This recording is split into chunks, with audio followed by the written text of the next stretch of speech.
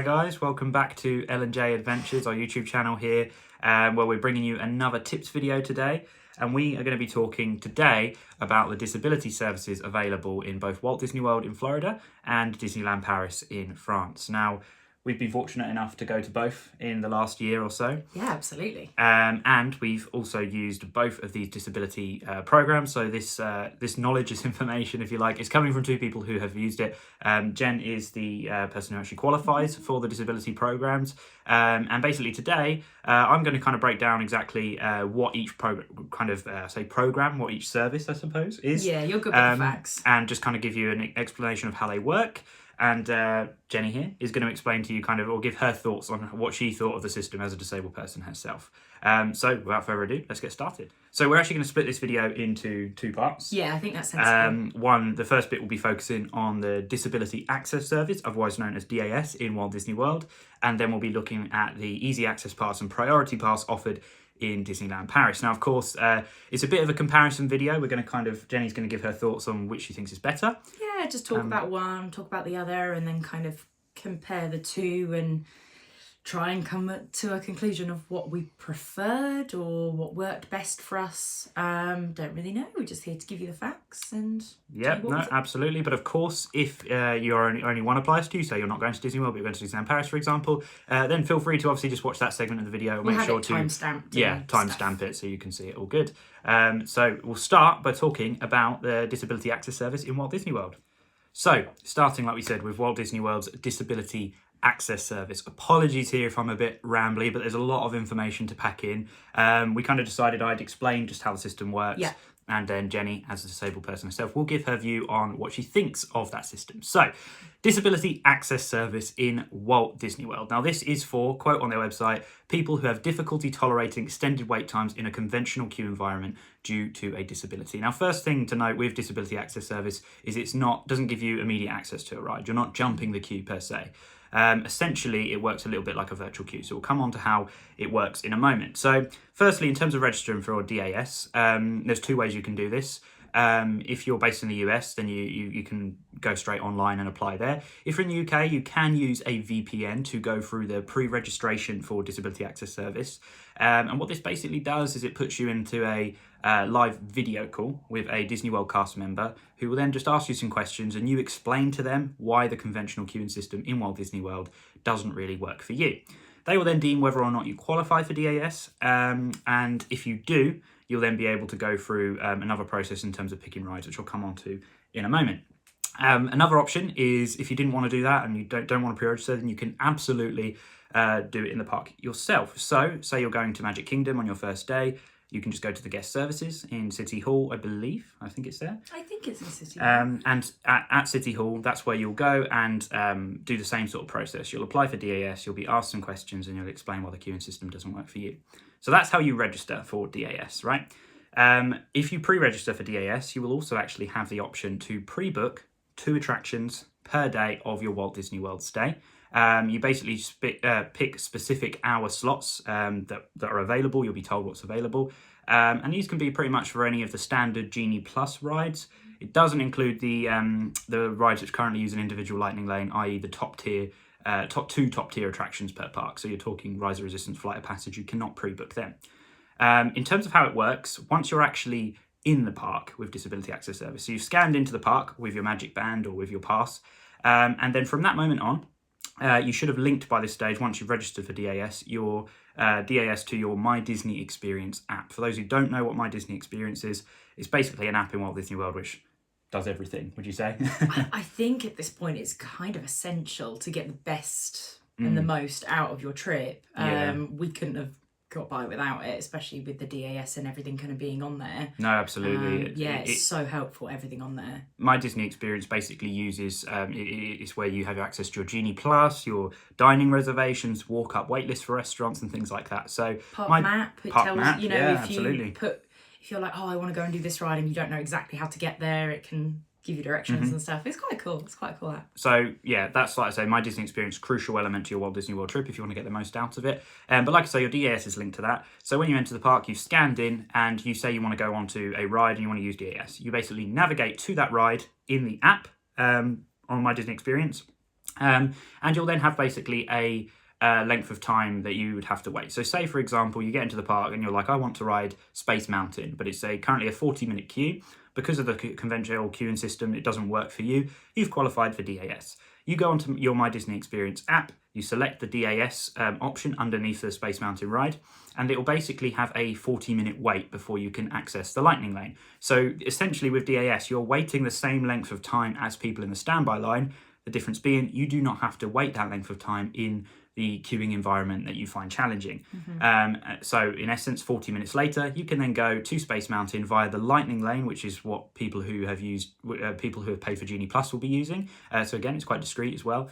And then once you then scan in with your Magic Band or a pass once again, you're into the line. And then from that moment onwards, the second you've scanned, you can immediately go for your next DAS. And then, for example, you might pick It's a Small World. Say it's got a half-hour wait. In half-hour time, you'll be able to enter the Lightning Lane for that attraction and so on. So although it doesn't provide immediate access, so to speak, to the specific attractions, what it does do is it gives you the ability to stack times up, and you don't really notice, do you? We'll come on to what you think about it in a moment, but that's basically how the DAS system works. And like I say, you can pre-book the rides as well if you pre-register online.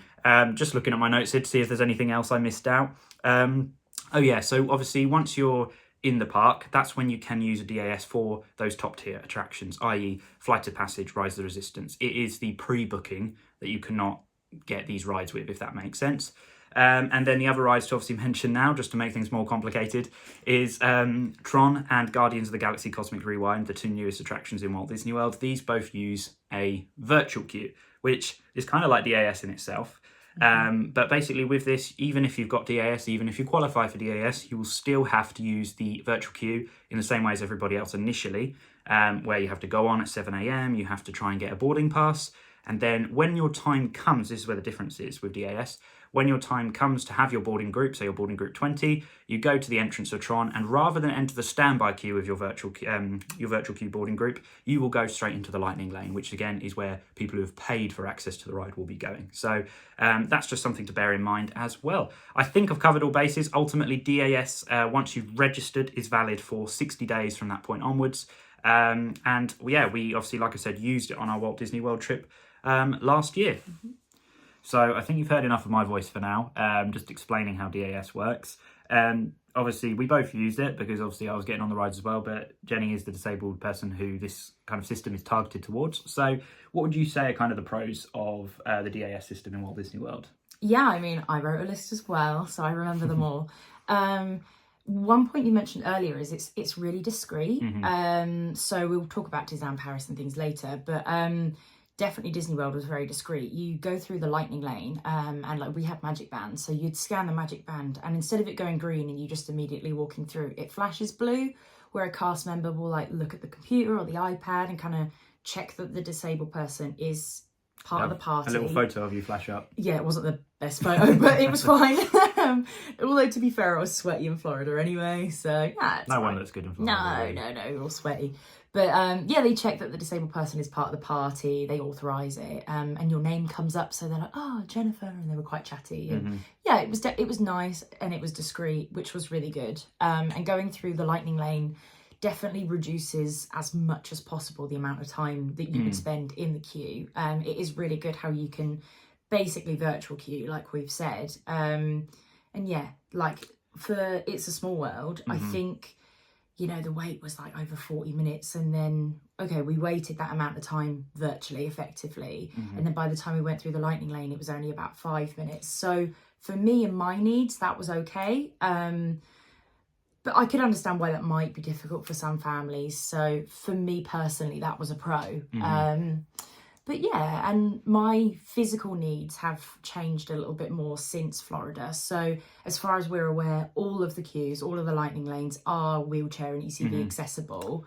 So that will be really good for us in a future trip that I would then like require the use of. I think we're going to do an ECV next time. Yeah. Just so he doesn't die in the heat pushing me around. It can be a bit, especially if we're going to need to do it more. I mean, the queues, as Jenny said, are typically accessible. For some of them, if you have an ECV, you'll have to transfer from an ECV to one of their wheelchairs for the queues because some of the queues can't like they're quite fit narrow, an ECV because obviously ECVs can yeah. be quite bulky. So that's something to bear in mind. I will just actually chime in with one point I forgot to mention. Yeah, please. DAS isn't targeted at people with mobility conditions. Yes, that's a really important thing to say. So if your sort of sole condition is a mobility condition, which can essentially be resolved by using a wheelchair or an ECV, then you typically won't qualify for DAS. Obviously, Jenny, as you know from previous vlogs, does have a mobility condition, but she has 2 other conditions which also qualified her for DAS. So ultimately, when you come to have that interview with the cast member,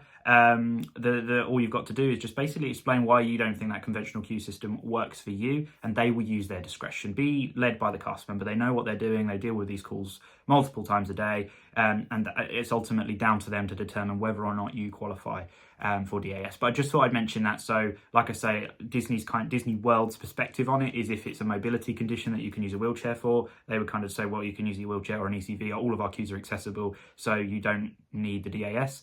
But of course, if you've got a mobility condition but something else, don't feel that just because you've got the mobility condition, I can't get DAS, because you might still potentially have another condition which does qualify you for DAS. Yeah, it's always worth chatting to the cast members. I mean, we pre-booked, we used the VPN, and we did that online. And the cast member couldn't have been nicer. I was quite anxious about divulging health things and struggles to a complete stranger, but she was so respectful. And yeah, just be honest, tell them everything that you struggle with, that you think might be, applicable to the queuing system, and they'll make an honest decision. But yeah, definitely she was really nice, and it was a really, really easy process to do. So that's definitely a pro of DAS. It was, there was no judgment, no criticism, and yes, it was really nice, and it was really good to know ahead of time what rides we had pre-booked. Yeah. It definitely helped plan the day, navigate the day. So for whatever conditions you might be suffering with, we could pace our day better. Definitely, and you can get that as well. You can actually pre-book those attractions even if you do DAS on the day. I don't know how it works for that particular day. And potentially availability might not be as good. But I mean, typically the more common, I think, way to register for DAS is in the park at guest services. If you are stressed about the idea of using a VPN or doing it in advance, or even if you're in the US and you don't want to do the pre-registering, don't feel that's the only way. Of course, you can just do it, go into the park, and if you want to speak to a person face to face in the park on the day, then you can absolutely do that. They'll be just as friendly, I'm sure. 100%. And like I say, you can still get those pre-booked attractions for the remainder of your trip, I believe. So don't feel like you'd be missing out if you do it that way. But the app was really easy to use. Liam is definitely the head Disney planner for all trips. It's just... I do like my Disney Experience app. I think it's a bit of a game changer. It gets a lot of... it does get quite a bit of hate sometimes from people. And I think, obviously, I completely appreciate if you're not tech savvy, or say you don't really like to use your phone when you're in Disney. I can understand the argument for people against that. Me personally, I'm a planner. I have to have everything planned out and mapped out. So it's tailored towards people like me, definitely, every aspect of my Disney experience. And having that pre-booking option is great as well, because we know that, on our first day of Magic Kingdom, we've got Big Thunder Mountain and Jungle Cruise booked already. So that's obviously a really nice option to have as well. Yeah, definitely. I mean, we planned together what ride we then wanted to use the DAS, or effectively a virtual queue, for, and you had a better perception of what rides were where in the park, so you were the right one to be booking on the app for us. I tried. I tried. The other thing to note is, obviously, with those pre-booked ones, just to remind you, those pre-booked ones is just for an hour slot, so if you miss that hour slot, you've lost it, whereas the DAS that you do in the park is completely open-ended. So if you get into the park and you have a half-hour wait for It's a Small World, but you decide you want to go and grab breakfast, or you've got a dining reservation, even if 2.5 hours elapse, that It's a Small World DAS pass does not expire. You can go on it at any point, and then once you scanned it, you can then do your next DAS pass. Have you got any more pros? I don't know if yeah, I have actually. The way the Walt Disney World system works, you don't need any evidence to back up any kind of conditions or disability you're suffering with, which I personally think is a pro and a con, but in the sense of it being a pro, sometimes you can have, symptoms and suffer with things, and you don't necessarily have the right bit of paper to say you have it. So I do think that's a really good thing for people with undiagnosed conditions, or they're really suffering, to get the support they need, kind of thing, for a medical condition.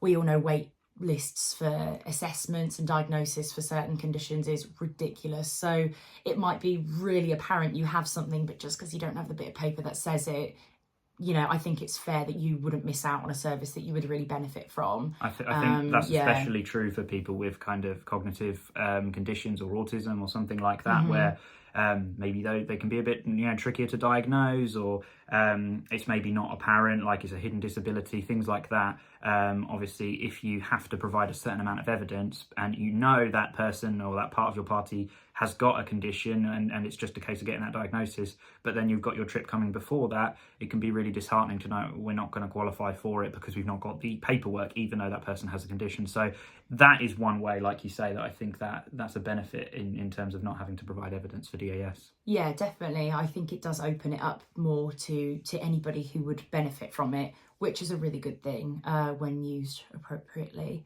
But just because you have like the condition or disability, I think it is fair that it's not just you jump to the front, because everyone's there for a bit of magic, everyone's paid their ticket prices to be there, so I think it's fair that you do wait the appropriate time, just in a way that's more comfortable for you. So if we had a 40-minute wait for a ride, I could do that from the comfort of my wheelchair in a shaded area, or if I needed to like take medication or to do whatever I needed, that was really beneficial. 100%, So I can really see that being a positive for many other parties. So I think we've covered the pros of DAS. I'm sure there are more hidden in my brain somewhere.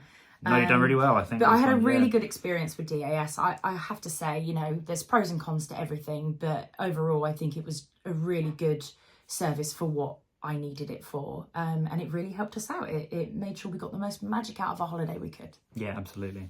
So while Disney World do their very best with their accessibility and their disability programs, obviously nothing is perfect, and DAS, as well as its many pros, just have a couple of cons that we thought of. So what would you kind of say are maybe some of the downsides of the way DAS works? So depending on the ride, because you're using DAS, you're going through a lightning lane, you can still wait a fair amount of time. Not for every ride, only for a few of them, but I especially remember Flight of Passage. We had a lightning lane for it, and it ended up being about 20 minutes, even in the lightning lane. So for us on that particular day, it was fine. But I can see how for some parties that go, even a 20-minute 20-minute wait can still be way too long. So it's something to be aware of. Obviously, it's not you just immediately get on the ride system, which I do think is fair. It shouldn't be that. But also, because there are so many more people that use DAS, it opens up to being quite long. I don't know if that's fair to say. No, definitely. I think so. Like you said, 20 minutes for Flight of Passage, obviously as an able-bodied person, I look at that and be like, I'm in that queue. That's good. Objectively, 20 minutes isn't long for such a big ride. If you've got a condition, obviously, the point is, if you're qualifying for these, DAS, etc., the point is you cannot queue in those conventional queuing environments, whether that's due to a physical condition or whether that's due to some kind of cognitive condition. So obviously a 20-minute wait is quite long for people in that who fall into that bracket. So I think, that's fair to say that is maybe a downside. I think maybe we'll do a bit more of a comparison point later on, but I felt with DAS compared to the Disneyland Paris system, you do have to wait a little bit longer with DAS than the system which is in operation in Disneyland Paris. But that said, obviously we did say we do think it's a fairer system overall, DAS, in the fact that people with disabilities don't necessarily just jump the queue, but they have a system which tailors to their needs. So it is fair, but like I say, just beware, just because you get DAS, you may still have to do a bit of waiting. And if any form of waiting is completely off the cards for you because of your condition, then that is something to be aware of, obviously. Yeah, absolutely. And again, like I've already mentioned, the pro of you don't necessarily have to provide evidence to qualify for DAS. I think that also opens it up to being abused by people. I'm sure that's in the minority. I hope it's in the minority. But it does definitely open up to, there's I've seen TikToks and things on social media of the trigger words to say to qualify, and I don't think that should be allowed. No, that's absolutely wrong, and that's why, like I've said in this video, we're not going to sit here and tell, if you say this, you'll get it, because that's bang out of order, because this system is in place for people who need it, not for people who just want to jump a queue without paying for Genie Plus. And I worry, actually, I think that now that the Fast Pass system in Disney World is paid for, I worry that the there's been probably more abuse of the DAS system because now people actually have to pay for a Yeah, fast because pass, it's and it's a for free some alternative. people I've seen online, they say it's a free Genie Plus, which just absolutely isn't true. No, absolutely not. And like we've already said, just as long as you're 100% honest with the cast members, tell them what's going on, why you're struggling, and why Absolutely. you know their system would help, they'll give you The bottom line answer. is, if you are eligible, you will qualify. Like, don't be stressed on that side of things. Like, if you have a genuine condition or you have genuine reasons why you cannot deal with a conventional queue system at Walt Disney World, you will qualify for DAS. Ultimately, because that's the way it works. They work on kind of an honour system, and it's just a real shame that there are people out there who do abuse that. It does happen, as with anything. So obviously that is a negative of not having to provide evidence. It does open itself up to abuse. And I think even people who do genuinely authentically qualify, I mean, we even saw it in person ourselves, didn't we? People misusing it. The disabled person has to ride the ride. There's no point, if I arranged a DAS for Slinky Dog and then went, actually, I don't want to ride it, but you still went through a lightning lane. Because I'm not the person who needs DAS. I only access the DAS queue because the person I'm with requires it. So it's completely unfair. And unfortunately, we did see it. It was actually Slinky Slinky Dog. We saw a family of, I think it was 7. It was quite a big group. The grandma went up, scanned it, and straight away went, I'm not riding anymore, and just did a 180. And the cast member was a bit like, I can't kick them out I don't know if they're allowed to kick them out the line, but obviously they didn't want any confrontation. And it was just a very awkward situation for the cast member, for other people who genuinely need the service around them. And I don't know, it really annoyed me seeing the family just have no guilt about it. You don't want to judge, but it did look quite sus, didn't it? And I think in that sort of situation, you think, okay, well, if that's the case, then arguably that party shouldn't ride. If that person who requires it has changed their mind, and if they want to ride, they should use the conventional queuing system. Because I don't know if that was a party 6, 7, I can't exactly remember, but that is like 6 or 7 people who are using the disability access service in place of people who genuinely qualify for it, and that's not really fair. That's a situation where those queue lengths do increase, and then people who qualify for it might realise, actually, now we've got to wait 15 minutes for my condition, that just doesn't work. Say I need to be able to have access to a toilet or whatever it might be, and that situation is then is really unfair. This the more people that use DAS, the higher demand there is for the service. So then your wait in the lightning lane could be doubled. I mean, if you needed evidence to prove you had DAS, there'd be less people using it. There wouldn't be as high of a demand, and it would maybe be a better service for the people who qualify. So that 20-minute wait we had for Flight Passage may have been more 10, which might be the difference for some people whether they can or can't ride it. There's pros and cons to everything. And like I said before, we overall had a really good experience for what my needs were. My mobility needs have changed since then, but I still qualify for services like DAS regardless. So when we go, we're going to be using more mobility aids in the queue itself rather than me transferring and things like that. So it just depends on what your needs are, literally on the day. But as long as you're honest, and that's all you can do, really. That's all you can be, and be honest about your condition. And the cast members, they'll use their discretion. They're trained, they're qualified, they know what they're doing. They're very friendly. So just leave it in the hands of the cast members, and if you qualify, then you'll have a really good time with DAS. I think. One thing I was actually going to say as well is, it's not really a negative per se, but I found that in Magic Kingdom and Hollywood Studios specifically, the parks with the most attractions really, or the most significant attractions, we still felt that we needed to pay for Genie Plus in conjunction with DAS in order to kind of get the most out of our day. Because as great as DAS is, and like you say, you don't expect to just jump the queue. Yeah, absolutely. Those waits can sometimes be long, i.e. if you go in for a really big ride and it's an hour and a half, in that hour and a half time, if you qualify for DAS, so that means you can't queue for long periods of time. So you can't just go into a 45-minute queue in that time and get on another ride, because that doesn't work for you. So in that instance, we then paid for Genie Plus so we could have quick access to other rides in that interim, and that meant that in Magic Kingdom and Hollywood Studios we were able to bash out more rides with the DAS with Genie Plus combined. Obviously you have to pay for Genie Plus, and I think that fluctuates day by day still. They're changing the rules of that all the time, so I don't know the situation with Genie Plus at the moment, but that's how that worked. For Animal Kingdom and Epcot, I would say actually DAS worked perfectly fine and got us pretty much on every attraction that we kind of wanted to, and with the pre-booked ones as well. So yeah, that worked absolutely fine. But that's just something to bear in mind. Just because you have DAS, You may, depends on what kind of park goer you are. If you're okay just doing a few attractions, then you may feel happy enough to just do DAS. But if you're like us and you want to squeeze every element out of the day that you possibly can, then you might find in some parks you need to buy Genie Plus. For us Brits, we're going all that way for objectively a really short period of time. So we wanted to kind of get as much magic out there as the trip as we could. Yeah, I'm split in my thinking on Genie Plus, but I feel like when you're spending upwards of thousands of pounds to go all the way there, you then kind of do think to yourself, well, what's another $15 each for the day just so we can get on what we want to. But that's a different story altogether. I don't want to open up a Genie Plus can of worms.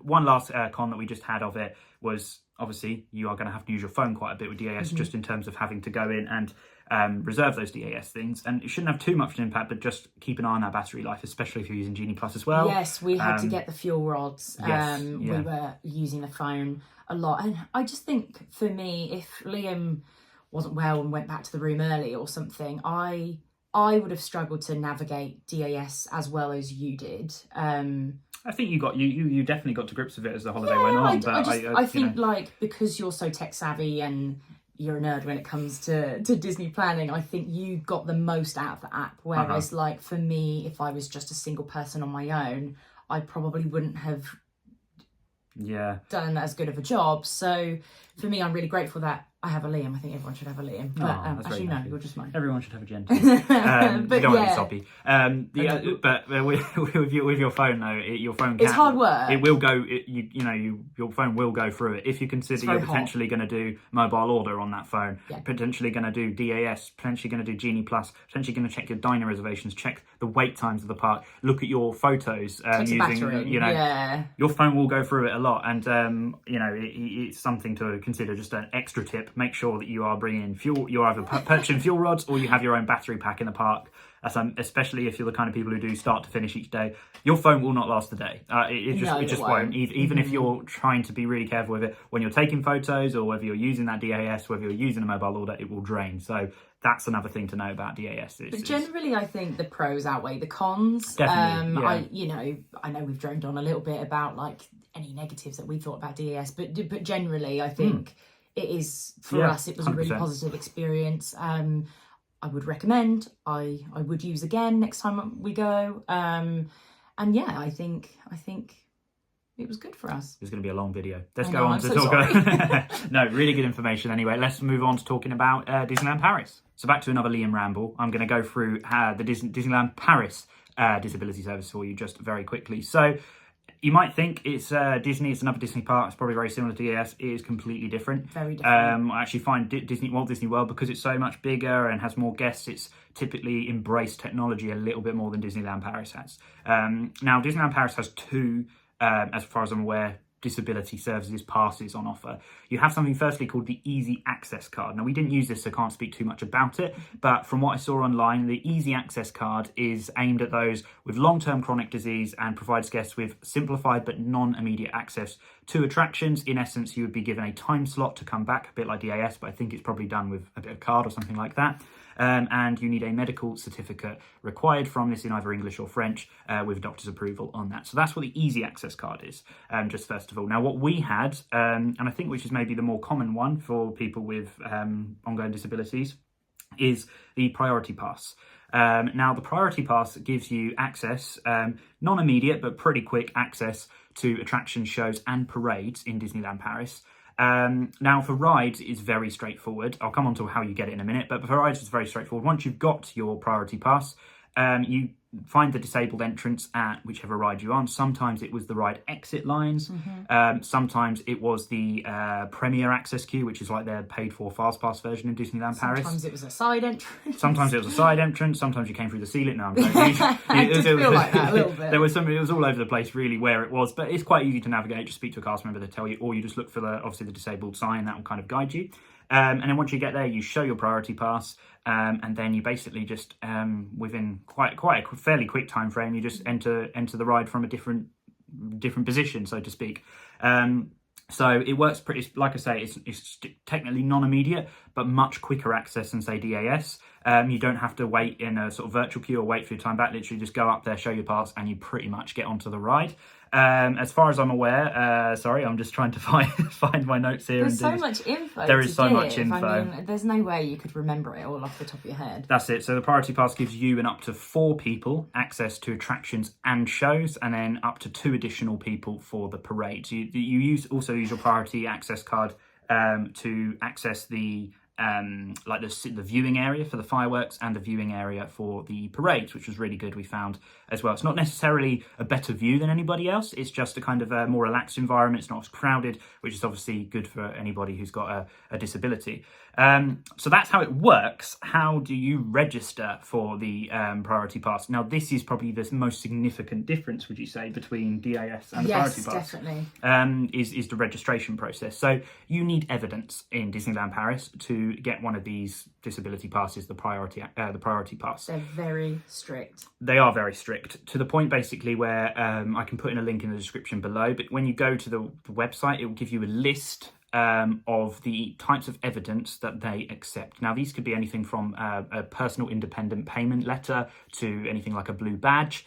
There's quite a lot on there. I think there was 10 or 11, something like that, examples. So that's the evidence you'd have to provide. I would always, just because I'm a bit pedantic and panicky about these kind of things, I'd always maybe, if you've got more than one form of evidence, take both. I think we had 3 out of the 10, so we took all 3 in case we lost one. Yeah, and it can't be a copy. Sorry to interrupt. No, that's exactly right. So I get PIP. It cannot be a photocopy or a photo of it. It has to be the original document. So that was quite anxiety provoking, taking the original out with us. So that's why we took multiple bits of evidence in case it got damaged or lost or exactly, just anything like that. Now, there, like DAS, there's the option to pre-register for this, but it's again one of those situations where you don't have to do that. In fact, it doesn't really do a lot. All you do in terms of the pre-registering, and you can do this again if you're like me and you like to have things planned, we did it, we pre-registered, but all that basically is you just get a series of questions that you answer honestly online. And then at the end of that, you get a reference number. You then go into you still have to, even if you've pre-registered, go to the guest services at either of the parks, Walt Disney Studios Park or the Disneyland Park. You then give them your number. They can then pull up your answers, and then they'll ask you for your evidence that you have to have in person, and you have to have the authentic copies of those documents. Hand them over. They will then look at your answers. They will determine what kind of Priority Pass you need, because there's more than one, and that will then determine, just to make it more complicated. And then very quickly they'll if you pre-registered, you'll probably have uploaded a photo beforehand, and they'll print off a little ID card for you, which I think I showed in our vlog actually. You covered the photo. I covered the photo. I'm not vain, but that was quite yes. Yeah, it was good. And so you'll get your little card, and then that's what you use, like I say, when you go up to the queue entrances, either the ride exits, etc. like that. You show that. And yeah, so that's basically the way you'll get it if you go up on the day, like I say, regardless of if you pre-register. If you don't pre-register, then ultimately the only difference, I think, is that you'll be asked those questions in person. So it will just take a little bit longer. I've actually seen some people even say it's better to do it in person, so there's no mix-ups. It's probably very rare, but I know I've heard of people who've had mix-ups where maybe they've been awarded the wrong pass, or the answers haven't gone through properly. Sometimes there can also be an issue with the printing, so they might get cards, so you get like a sheet of paper sort of thing. I think we got a card on our day, so we were quite fortunate in that sense. But that's how it works. There's also different types of priority cards. I couldn't actually find a definitive list of the colours, but I believe they are blue, green, purple. There may be another one. Is there an orange? Possibly. I thought orange. I thought orange. Sorry for not being particularly informative on this. It's not actually a clear-cut information anywhere online I could find, and also it's changed recently as well, which complicates things more. But don't stress too much about that. The cast members will sort that. If you answer the questions honestly, you'll be given the appropriate Answer colour. the questions honestly. Basically, the colours just determine there's different types of disabilities, i.e. there might be somebody with cognitive disability who will get one colour, whereas there may be somebody who is completely, they can't transfer, i.e. they are sort of full-time wheelchair user, or you may be an ambulatory wheelchair user like Jen, in which case you would be a part-time wheelchair user, you're a different colour. Obviously Jen also has other conditions, as we talked about with DAS, which basically they just factor all of that into a situation. Paris do offer the disability service for physical conditions, so they view it differently in to Disney World, whereby if you're in a wheelchair you can, and that's your only condition, so to speak, in terms of your mobility issues, your only condition that stop you from queuing conventionally, then you can still access the priority queue. But the main thing to note here is don't get bogged down with some people I've seen who try to work the system and answer these questions in a way that means, because the bottom line is some passes will mean you're not able to ride some rides, and that's because of your safety. That's because of evacuation procedures. So if obviously you are a full-time wheelchair user, then the chances are you're probably not going to be able to evacuate safely when things like stairs and ladders and stuff are required. Fortunately, in an emergency, Jenny is able to, with my assistance, get up a ladder or walk a reasonable distance. That's it. I mean, can you do a ladder? I mean, generally no, but obviously I can in an emergency, with help or whatever. So exactly, that's the difference, because obviously really you climb a ladder, you'd be in agony for weeks, whereas obviously the standard person, that's not the case. But in an emergency, can you? Yes. Should you? They're different. They're different ways of looking at it. Yeah, exactly. So that's just something to bear in mind.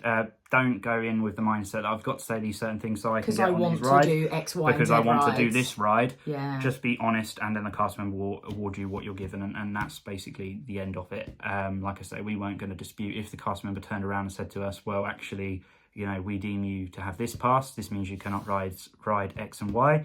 Okay, it's a little bit disappointing, but that's for our safety, and that's why Disney do it. So always be led by the cast members. That's all I can say about any of these disability passes. Again, another ramble, but that's what, in a nutshell, if you can call it that, how the priority pass works in Disneyland Paris. So once again, I'm going to hand over to Jenny now to give you kind of the pros of the priority pass in Disneyland Paris. So the fact you have to submit evidence, definitely, if we're only looking at the pro, it reduces the amount of people that would use the service. So there is very, very minimal waiting, which if you are really not able to do queues at all, that is going to be a really big pro for you. 100%, yeah. I mean, it was really only, I think, Crush's Coaster that we had kind of a lengthy wait time for. I mean, it was probably about 25 minutes. I think we just picked a busy time, because another time we passed Crush, where we were queued outside for a little bit, there was no queue there at all. But generally, it was almost walk on with pretty much every attraction. It's not like the DAS where you're going up and then you're doing your phone, you have to wait and then go up. Again, like I said, there's nothing wrong with that. That's completely fair. But with Disneyland Paris, it was almost like you are jumping the queue in essence. They say non-immediate, but sometimes it felt like immediate access in a sense. Like, I mean, honestly, yeah, it pretty much did. And like you just said, like the fact that you weren't kind of glued to your phone to, book what you were next going to do, it just felt more relaxed in the sense that like we could stroll along from one area to another, pick the ride we wanted to do. Our dog wants to join us. She might jump up in a minute. But it felt a lot more kind of relaxed and laid back, didn't it? Definitely, yeah, it did. I would say, for some people it might feel less stressful than other people. She's jumped up and fell. How about that for a blooper? Say hello. Oh, you've not got your collar on. So like I say, they're kind of the other one is obviously the fact that you need to provide evidence. We think that kind of, it reduces the abuse of the system. Because there's not really a way you can get a priority pass without actually being eligible for it, because they're hot on evidence. I can't remember off the top of my head all the evidence that they accept, but even 3 of the evidence that I have out of the list, they're not easy to get on their own. No. So I think that if you've got priority pass, you've got a genuine disability, and it's.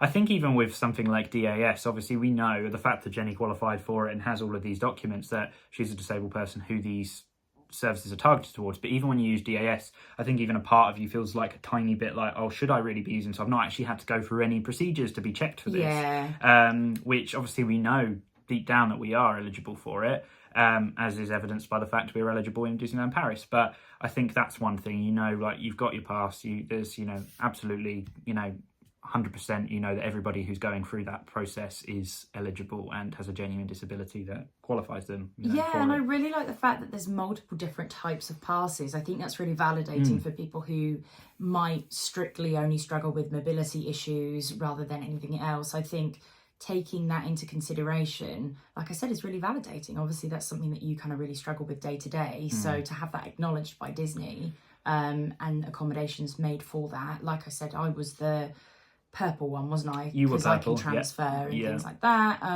So it's nice. I think suited us. I assume, as a disabled person, it's probably quite validating, like you say, not to be kind of just lumped together in one disabled lump. You know, it's, you are, you know, they acknowledge the different level of disability and how that might alter your queuing experience or your handling of a queuing experience, which I think is yeah, really no, important definitely. thing. I would say that's fair for how I felt about it.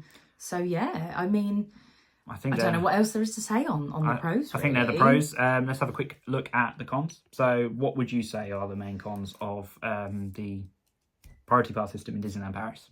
It is not discreet, which is fine for me. And what my needs were, I mean, my wheelchair is orange, so we're not discreet anyway. True. But with DAS, like we said earlier, obviously we'll kind of compare the two later, but that was very discreet. Not many people would really, unless you knew what the blue light was rather than the green, nobody would know.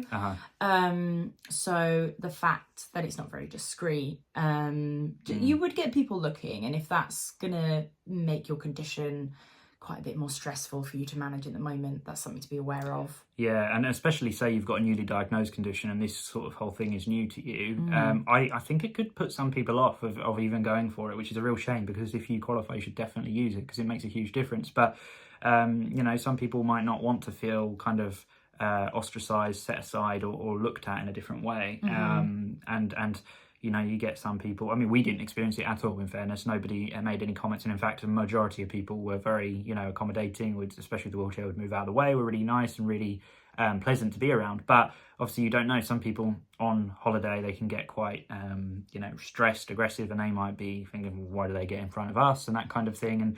And that can be obviously intimidating. Yeah, and I think for us, we had less of that because even though I do have other kind of invisible disabilities, I was in a wheelchair. You can't really argue looking at someone in a wheelchair to say whether they do or don't deserve something. But if you don't have any mobility needs, you don't have any aids in that sense, and it's just you as a person, I wouldn't be surprised if there was, you know, for people with hidden disabilities, I can imagine it would be a bit challenging, and that's something obviously to bear in mind. The problem is you know, there's the pros and cons of evidence. That's the whole situation, because, you know, the evidence brings with it plenty of pros, and the fact the system doesn't get abused.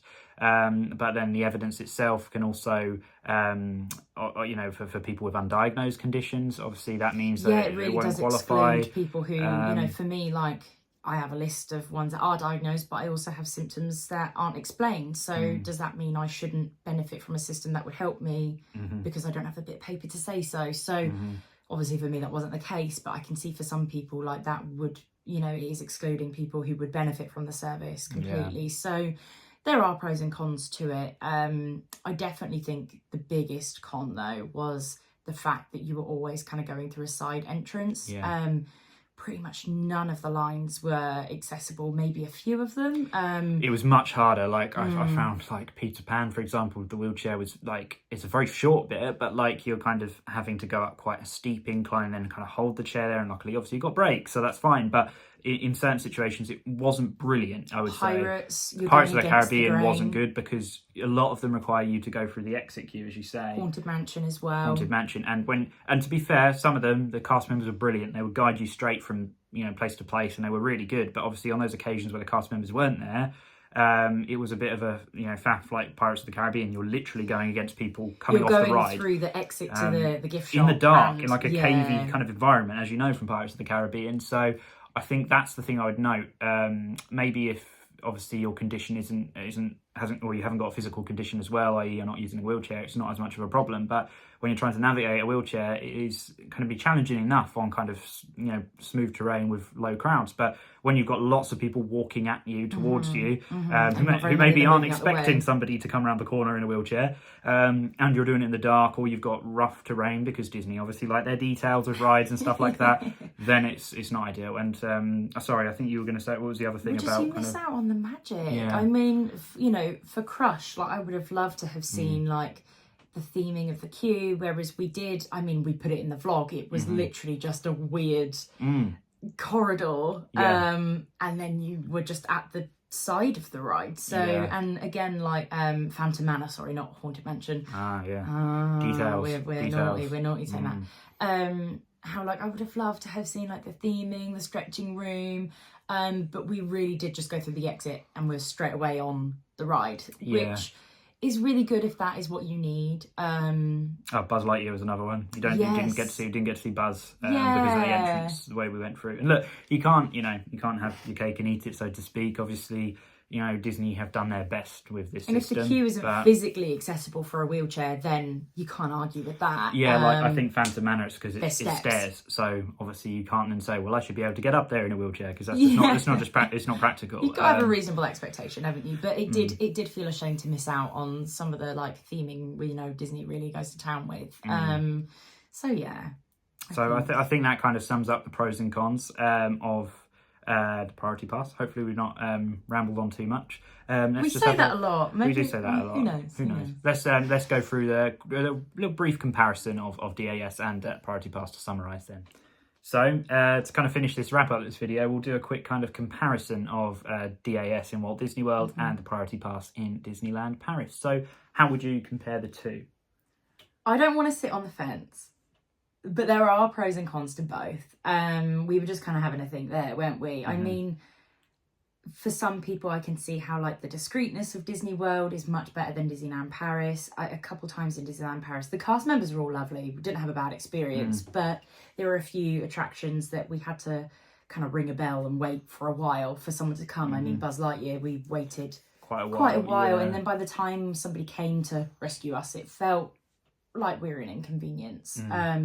Which that was frustrating, and like we said a minute ago, it's nice to be able to get the magic, and I think Disney World do that really well with their lightning lanes. Obviously, some people are paying to use that lightning lane. They don't want them to miss out on that queuing, experience, the theming. Yeah.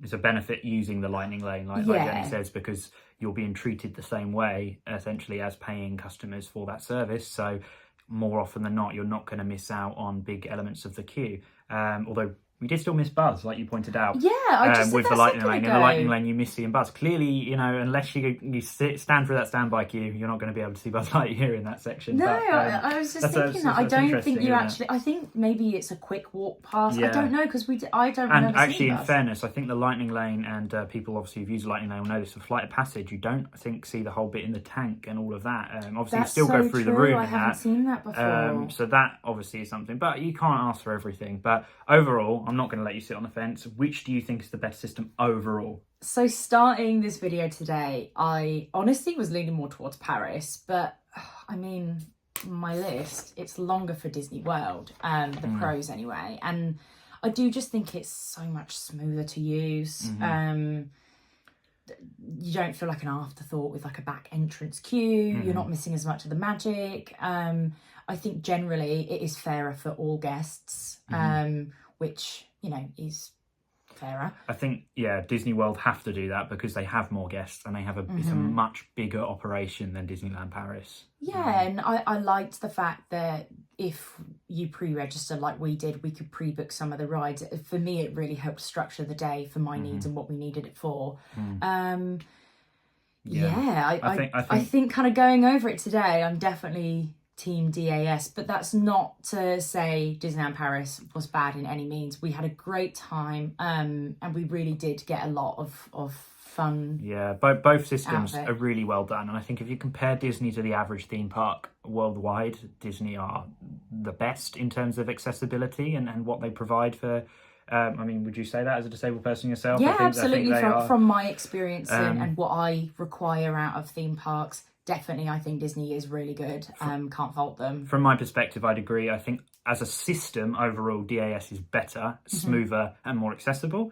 But I think, obviously, the thing to note with Paris is you get on the attractions quicker. So it kind of depends what you think is more important. Whether you want an easier system to use and to get to grips with and to be more manageable and maybe just have to go on slightly fewer rides in the day, or if it's just about I want to get on as many rides as possible, I don't care how awkward or tricky it is to maneuver, I want that, then Disneyland Paris is better. So it's difficult to settle on one. I think we are probably both slightly Team DAS over Priority Pass for that reason. It just depends on your individual needs. If you very much cannot queue at all, or someone in your party can't queue at all, then probably Paris would be easier because you can quickly get in and out. It's a side entrance, so maybe queues aren't as overstimulating and loud and intense. So it just depends. But for me, for what I needed it for, I think DAS was really good and will be when we go back in future. Like I said, we're going to use the ECV in the queue, or the wheelchair that they provide in the queue. So I think that we'll get more out of it as well. Yeah, the combination of the two, definitely.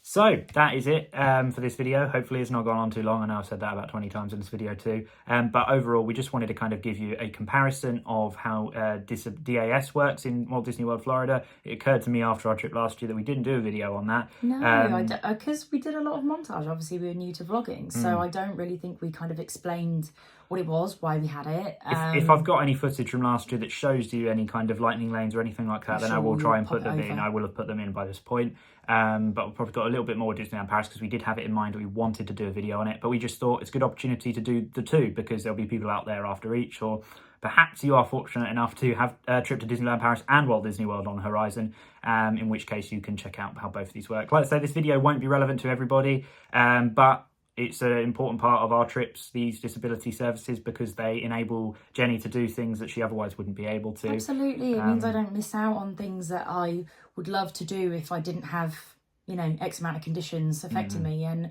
we had some people reach out to us on our Instagram, Liam Jen Adventures, asking about how we found the priority pass in Disneyland Paris, and it's taken us a little bit longer than we wanted, but we wanted to do this video comparing the two. Yeah, work, study, life, things that we've unfortunately, it's been a bit go for us since we got back from Disneyland Paris, so apologies for this video coming out a little bit later than we would have wanted. But I hope it can still be beneficial, that we've maybe explained DAS and the priority pass a little bit more than maybe you understood before. If not, you've just had however long of us chatting to you. Bit of company while you have a cup of tea, who knows? Bit of company. Hopefully our voices aren't too annoying. But yeah, if they are, you can watch on times 2, it's fine. But if you like this video, please do like, subscribe, hit the bell icon, because in the remainder of 2023 we have lots of vlogs coming your way. Hopefully a few more tips videos. So we've actually, over the summer months, we take a little bit of a break from Disney. We've got a couple of UK-based vlogs coming your way. They are theme park themed. We're actually, as it stands, planning to be going to Chessington, World of Adventures and Alton Towers. So we'll have vlogs hopefully on both of them. We've also got a trip to Manchester where we'll be going to the Disney 100 concert. So that's all to come in the next couple of months, hopefully. And at the Alton Towers and Chessington, they're both owned by Merlin, and Merlin also have their own disability pass called, what is it? Ride and Reserve, I want to say. Ride and Reserve, yeah. We went to Chessington about a year ago, within the year, with a friend of ours who had the service. So we weren't the ones actively using it, but we did kind of get to see a little bit of how it works there. So hopefully it'll all go smoothly. We can learn while we're showing you. Yeah, we'll do our best to show you that. And Chessington World of Adventures have also obviously got a brand new land, the World of Jumanji, and a brand new 3 attractions, but the main one being Mandrill Mayhem, which looks like a terrific roller coaster. It's opened quite recently, so hopefully we'll be able to use that. That uses a virtual queue. Chessington embracing the virtual queue system for the first ever time. So. And I saw on TikTok something about a giant turkey leg. We'll have to check that out, definitely. Disney dupe, who? Disney, yeah, exactly. But there's a couple of, just a little bit of a sneak preview of what's to come, and hopefully some more Disney stuff on the horizon later this year as well. But overall, thank you so much for watching again. Like, subscribe. Are you going to say goodbye as well? We've got the window there, so she's whooping at people who go past. On that note, I think we should say goodbye. Thanks for watching. Thanks for watching. See you later.